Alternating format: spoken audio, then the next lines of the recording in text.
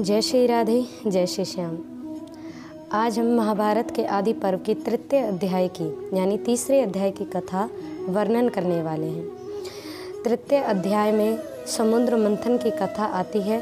संक्षिप्त रूप से उस कथा को हम वर्णन करते हैं। श्री सूत जी सौनकादिक मुनियों को वर्णन करते हैं कि संपूर्ण देवताओं ने एक बार विचार किया कि किस कारण से समुद्र से अमृत को निकाला जाए।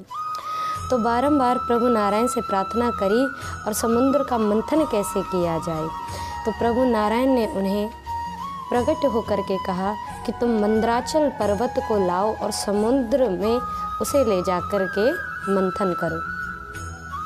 शेषनाग जी ने जाकर के देवताओं की उस मंद्राचल पर्वत को उखाड़ने में सहायता करी। मंद्राचल को वो समुद्र तट तक लेकर के आए और अब देवता विचार करने लगे। जैसे ही समुद्र से कहा कि हे समुद्र, आप इस मंद्राचल को अपने अंदर प्रवेश कराइए। समुद्र ने कहा कि यदि आप अमृत में मेरा भाग रखते हैं तो ही मैं मंद्राचल पर्वत को अपने अंदर आने दूंगा। समुद्र के वचनों को देवताओं ने स्वीकार किया और असुर भी साथ में समुद्र मंथन के लिए तैयार हो गए। देवता और असुर दोनों पक्ष जब समुद्र मंथन के लिए तैयार हुए, मंद्राचल को समुद्र में प्रवेश कराया। अब प्रभु नारायण से प्रार्थना करी कि प्रभु नारायण, मंद्राचल तो इस समुद्र में अंदर प्रवाहित होता जा रहा है, इसे रोका कैसे जाए। तो स्वयं प्रभु नारायण ने आकर के कच्छप रूप धारण किया। यहाँ पर प्रभु नारायण ने कच्छप अवतार धारण किया था। तो कच्छप रूप अवतार धारण करके प्रभु ने मंद्राचल के नीचे अपनी पीठ लगा करके स्थापित हो गए। मंद्राचल पर्वत प्रभु श्री नारायण कच्छप रूप पर स्थापित हो गया। अब वासुकी नाग को डोरी यानी रस्सी बना करके असुर और देवता दोनों ओर से मंद्राचल के द्वारा समुद्र का मंथन करने लगे। जब समुद्र का मंथन कर रहे थे तो समुद्र में से बारी बारी से श्वेत वर्ण रूपी चंद्रमा का प्राकट्य हुआ, लक्ष्मी का प्राकट्य हुआ, कामधेनु का प्राकट्य हुआ और मदरा असुरों के लिए दी गई थी।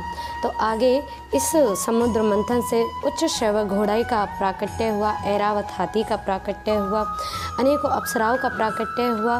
तो बारी बारी से अब कालकूट नामक जब विष का प्राकट्य हुआ, कालकूट विष जब समुद्र से निकला तो चारों ओर से देवता बारंबार भागने लगे, प्रभु से प्रार्थना करने लगे। तो प्रभु शिव ने आकर के उस कालकूट विष को अपने कंठ में धारण किया। ना ही तो उसे अपने पेट में उदर में जाने दिया और ना ही उसे बाहर उगला, ताकि किसी भी प्राणी पर उसका प्रभाव ना पड़े। अपने ही कंठ में उसे धारण करके रखा, तब से प्रभु शिव का नाम पड़ गया नीलकंठ।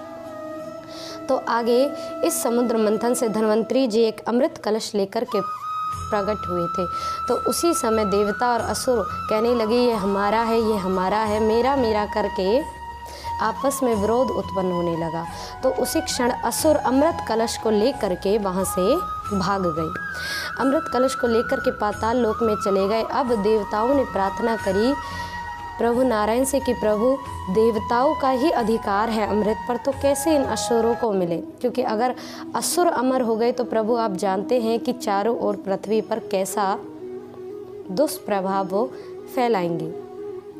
तो प्रभु ने मोहिनी रूप धारण किया और पाताल लोक में जा पहुँचे। मोहिनी रूप धारण करके अब असुरों ने जैसे ही दिव्य मोहिनी रूप को देखा तो देखते ही मानो विमोहित हो गए। अब वो मोहिनी कहने लगी कि आप मेरे हाथों से अमृत पीजिए। अब मोहिनी रूप को तुरंत ही असुरों ने अमृत कलश उनके हाथों में दे दिया। प्रभु ने मोहिनी अवतार धारण कर अमृत कलश को लिया और कहा कि पहले मैं अमृत देवताओं को पिला देती हूँ, बाद में आपको पिलाऊंगी। एक असुर ने पूछा, देवी ऐसा क्यों करोगी। तो कहने लगी कि अरे ऊपर जो ये पतला अमृत है ये देवताओं के लिए श्रेष्ठ रहेगा, नीचे का गाढ़ा गाढ़ा तुम असुरों के लिए श्रेष्ठ रहेगा। असुर उनकी बातों को समझ नहीं पाए और मोहिनी रूप धारण कर प्रभु नारायण ने समस्त देवताओं को अमृत पिलाना प्रारंभ किया। सूर्य और चंद्रमा के बीच में देव रूप धारण कर स्वर भानु नामक असुर खड़ा हो गया। जैसे ही सूर्य और चंद्रमा को अब अमृत उस स्वर भानु को प्रभु पिलाने लगे तो स्वर भानु को पिलाते समय कंठ तक ही अमृत पहुंचा था कि सूर्य और चंद्रमा को विदित हो गया कि ये असुर है। और तुरंत प्रभु विष्णु से कहा कि प्रभु ये असुर है।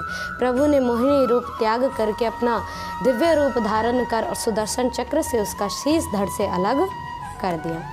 स्वर भानु का शीश धड़ से अलग हुआ। स्वर भानु का शीश आकाश में चला गया, गर्जन करने लगा और उसका धड़ पृथ्वी पर स्थापित हो गया। दो रूप होने के कारण ही अमृत कंठ तक चला गया था, इसीलिए उसकी मृत्यु नहीं हो पाई। दो रूप हुए तभी उसका नाम पड़ गया राहु और केतु। उसके शीश का नाम पड़ा राहु और धड़ का नाम पड़ा केतु। तो तभी से राहु केतु की प्रारंभ से ही सूर्य और चंद्रमा के साथ में विषमन्य भाव स्थापित हो गया। अब वर्णन किया कि जैसे ही देवताओं को विष्णु रूप ने प्रभु विष्णु ने अपना रूप धारण किया था, असुरों को विदित हुआ कि ये तो मोहिनी रूप धारण कर स्वयं विष्णु हैं। असुरों ने मारो काटो का गर्जन शोर करते हुए महान घनघोर संग्राम देवताओं और असुरों में छिड़ गया। जब संग्राम होने लगा तो उसी संग्राम में प्रभु के रूप से दिव्य दो रूप प्रकट हुए थे, नर और नारायण। यहाँ पर नर नारायण का प्राकट्य हुआ था। तो नर और नारायण के दिव्य युद्ध को देख करके असुर मारे मारे भटकने लगे, बार बार भागते हुए समुद्र में जाकर के छिप गए और देवताओं की विजय हुई। तो यहाँ पर देवताओं को किस प्रकार से अमृत प्राप्त हुआ और देवताओं की किस प्रकार से विजय हुई, ये कथा हमने आपको वर्णन करी। आगे ऐसे ही महाभारत की अन्य कथाओं को श्रवण करते रहें और दिव्य भाव से प्रभु भक्ति करते रहें, आनंद से रहें, स्वस्थ रहें। राधे राधे ठाकुर जी का नाम सदैव लेते रहें। जय श्री राधे, जय श्री।